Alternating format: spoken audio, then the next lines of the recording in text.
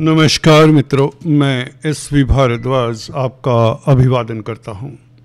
शनि गुरु राहु से आने वाला है सफलता का तूफान। जी हाँ दोस्तों, अगर आप शनि को, राहु को, गुरु को देखें तो ये तीनों ही आपस में कोई ना कोई संबंध बनाए हुए हैं। यहाँ पर राहु 3 तारीख से, कल से एक दिन पश्चात बलि हो रहे हैं, जागृत हो रहे हैं। आपको विदित हो चुका होगा क्योंकि इंटरनेट पर, यूट्यूब पर इसकी चर्चा है। थोड़ा सा विलंब हो गया इस वीडियो को। एनीवेज, राहु का बल प्राप्त करना आपके लिए कितना सार्थक होगा, कितना लाभदायक होगा, इसकी चर्चा तो खास रहेगी। यहाँ पर गुरु का शनि और राहु के साथ जो संबंध रहेगा, ये ट्रायंगल सा रहेगा, त्रिकोण बनेगा इनका, आपसी संबंध का त्रिकोण। ये कैसा रहता है दोस्तों? राहु जो कि पिछले 2-3 महीनों से कुंभ राशि में आए, काफ़ी आस रही, काफ़ी उम्मीद थी कि चलिए लगन से निकलकर धन भाव में आए हैं, कहीं ना कहीं ये राहु धन की स्थिति बेहतर करेगा, पारिवारिक स्थितियां बेहतर होंगी क्योंकि शनि के भाव में है। शनि के भाव में है, शनि जैसा ही फल देते हैं। कुंभ राशि राहु की अपनी राशि भी मानी जाती। राहु को ये राशि भी प्रिय है, ऐसा अक्सर हम आपको बताते रहें। तो पर रिजल्ट नहीं मिल रहा, बल्कि धन आता ही नहीं, धन की स्थिति बेहतर हो ही नहीं रही। कारण यही था, हमने डिटेल में देखा, रिसर्च किया कि जब यह एंटर किया कुंभ राशि में 2-2.5 महीने पहले, तो यह 30 डिग्री पर था। वक्री चाल से चलते हैं ये छाया ग्रह, राहु हो, केतु हो।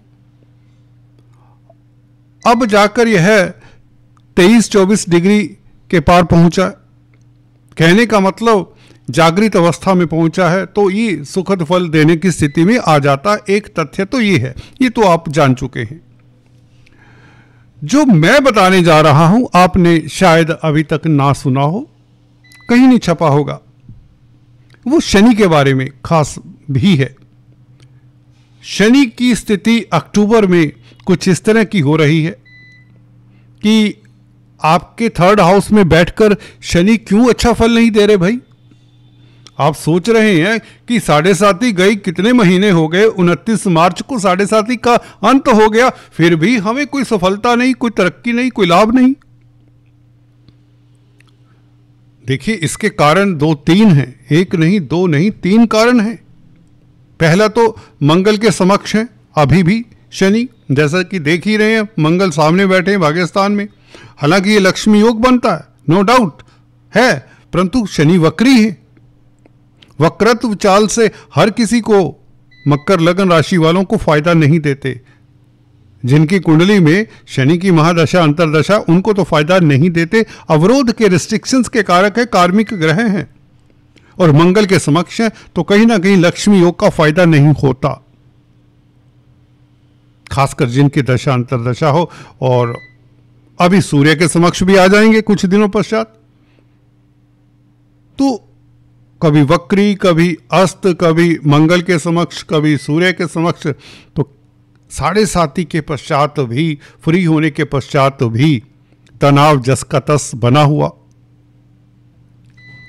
तो अल्टीमेटली 3rd हाउस में 30 साल बाद आए हैं। मीन राशि में दोस्तों ये फिर से 30 साल बाद गोचर करेंगे। 3rd house, 6th house, 11th house, 3 भावों में ये शनि व्यक्ति को जब आते हैं राजा बना देते हैं। आपके 3rd हाउस में है आपकी राशि से, और 2 साल और रहेंगे तो आपकी कोई मनोकामना तो पूर्ण करेंगे।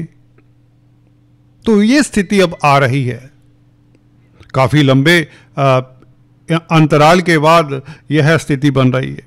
3 अक्टूबर से वो क्या है उसके ऊपर टिप्पणी करते। 3 अक्टूबर से ऐसा क्या हो जाएगा भाई, अब बताता हूं, अभी जस्ट धैर्य रखिए।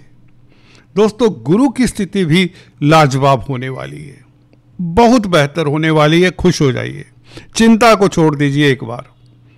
शायद किसी ने अभी तक ना बताया हो इस तरह से जो मैं बताने जा रहा हूँ, क्योंकि यहाँ पर कोई लाग लपेट नहीं, कोई मुहावरे नहीं बताता, कोई धर्म के प्रवचन नहीं देता, कोई लकोक्तियाँ नहीं बताता।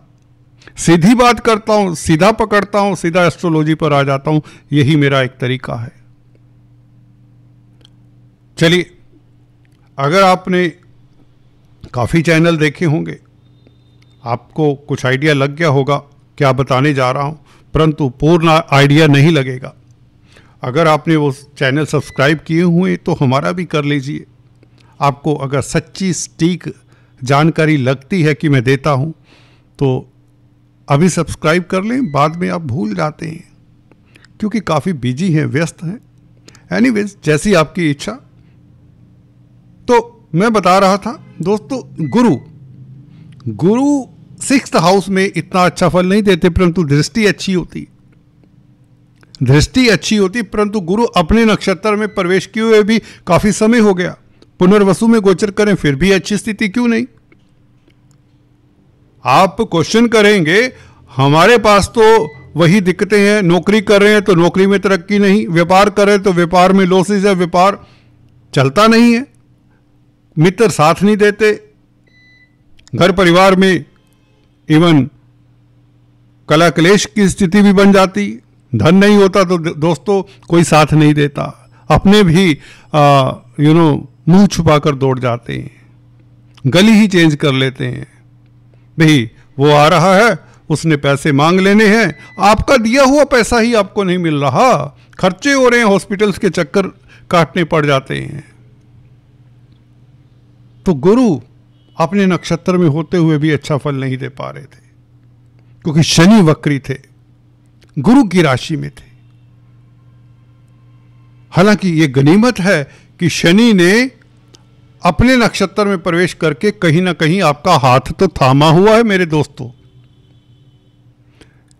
उत्तरा भद्रापद नक्षत्र में है शनि, और आपको सुखद बात बता दूं, ये शनि गुरु के नक्षत्र में आ रहे हैं जो धन के कारक हैं दोस्तों।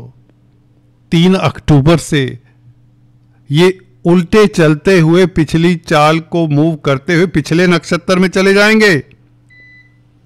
गुरु के नक्षत्र में पहले थे, स्थितियां कुछ बेहतर थी, जब से ये अपने नक्षत्र में आए हैं, राहु के साथ संबंध बना है तो दोनों ने डामाडोल कर दिया, राहु और शनि ने मिलकर, दोनों क्रूर ग्रह हैं। तो अब पूर्वा भद्रापद नक्षत्र में 3 अक्टूबर से आ जाएंगे गुरु की राशि में, गुरु के नक्षत्र में। तो विदेशों से लाभ, यात्राओं के योग, व्यापार खूब चलेगा क्योंकि गुरु धन के कारक हैं। और गुरु इसलिए नहीं शनि अच्छा फल देंगे कि गुरु छठे भाव में ही बैठे रहे तो शनि अच्छा फल देंगे, ना ना ना ना ना, अभी पूरी बात करने दीजिए। मैंने कहा शनि 3rd हाउस में, शनि गुरु के नक्षत्र में 9 तारीख से 9 अक्टूबर से, 9 अक्टूबर इस महीने नहीं, नेक्स्ट मंथ 3 तारीख से, कल से तो राहु ने बलि होना है, और 3 तारीख से 3 अक्टूबर से, 9 अक्टूबर नहीं 3 अक्टूबर से शनि ने गुरु के नक्षत्र में प्रवेश होना है, परंतु गुरु तो छठे भाव में है। रुकिए, गुरु भी 7वें भाव में आ रहे, गुरु केंद्रस्थ हो रहे, उच्च के हो रहे हैं। चलिए छोड़िए, उच्च का एक्साल्टेड गुरु वह भी 7वें भाव में, और शनि को देखेगा 9वीं दृष्टि से, शनि के साथ संबंध हो जाएगा। और क्या चाहिए? 7वें भाव में, व्यापार के भाव में व्यापार बढ़ाएगा गुरु। 18 अक्टूबर से शनि गुरु का चोली दामन का संबंध हो जाएगा। ये अच्छी बात, बहुत बेहतर स्थिति है। आप दार्शनिक अच्छे काउंसलर कंसल्टेंट बन जाते हैं, उच्च पद मिलने के योग बना देता है ये गुरु। हालांकि अभी भी जो गुरु की दृष्टि कहते हैं ना शुभ है, वाकई शुभ है। राहु को उदय होने दीजिए, राहु के ऊपर ये जो दृष्टि पड़ रही है गुरु की 9वीं दृष्टि, ये भी तो कार्य करेगी। ये जो एस्पेक्ट है, राहु कल से जैसे ही स्ट्रोंग होते हैं, गुरु के प्रभाव के कारण कहीं ना कहीं जो ये उदंडता दिखाने की कोशिश में थे, दबे हुए थे, निर्बल थे, कुछ कर नहीं पा रहे थे। अब स्वाभाविक तौर से शनि के और गुरु के फल देंगे राहु। शनि लग्नेश है, जो पराक्रम स्थान में बैठे तो राहु के कारण भी आपका पराक्रम जागेगा। नहीं तो राहु क्या है, छाया है, हर व्यक्ति को चिंता देते हैं, भय देते हैं, बूढ़ा हो या बच्चा हो, कोई भी हो, किसी को नहीं छोड़ते और धन की लालसा को बढ़ाते। धन स्थान में बैठे धन आ नहीं रहा, अंदर से प्रताड़ना देते हैं। व्यक्ति मेहनत करता है, मेहनत का फल नहीं मिलता, व्यक्ति और परेशान होता है। ये भड़काता है, भड़काऊ तत्व कहते हैं ना, ये राहु है। छाया है, व्यक्ति को दौड़ाता है। सर है, कहते हैं ना, जिसमें पूरा ब्रह्मांड समाया हुआ है। तो विचार आप बहुत करते हैं, प्लान बहुत करते हैं, परंतु अभी तक उसमें सफलता नहीं मिल रही थी। 3 तारीख कल से ये सफलता के रास्ते भी खोलता है, क्योंकि बली हो जाता है। जब भी कोई ग्रह 0 डिग्री का हो, वृद्ध अवस्था में हो, तो वह जहां भी बैठेगा उस भाव को तंग करेगा, उस भाव के फलों को खराब करेगा, उस राशि के फलों का नाश करेगा। यही कर रहे थे जनाब पिछले कुछ महीनों से। और शनि फिर क्या करते? शनि आपके लिए अच्छी स्थिति में होते हुए भी इतने बुरे नहीं है। 3rd हाउस में कैसे भी हैं शनि, पराक्रमी बनाते हैं, हिम्मती तो बनाते हैं, लड़ने की शक्ति देते हैं। जो वक्री होकर वह भी मध्यम पड़ रही थी, जान सी नहीं रहती कई बार। अब यही कल से देखिए शनि राहु और गुरु का संबंध भी देखिए। 18 अक्टूबर से शनि के ऊपर दृष्टि और गुरु का उच्च का हो जाना। देखिए गुरु का उच्च का हो जाना, केंद्र में आ जाना, आप वैसे ही देखिए बड़े रिलैक्स रहने लगेंगे, शांत रहने लगेंगे, स्थितियां आपके कंट्रोल में आ जाएंगी। जब गुरु किसी का केंद्र में होता है ना कुंडली में, हम बताया करते हैं आपको अक्सर, एक सूत्र है प्राच्य ऋषि का, ये सूत्र है, केंद्र में अगर गुरु बैठे हों तो वह कुंडली के लाख दोष दूर करता है। दोस्तों अकेला गुरु काफ़ी होता है कुंडली के केंद्र में अगर हो तो ये केंद्रस्थ भी हो रहा है, उच्च का भी हो रहा है 18 अक्टूबर से।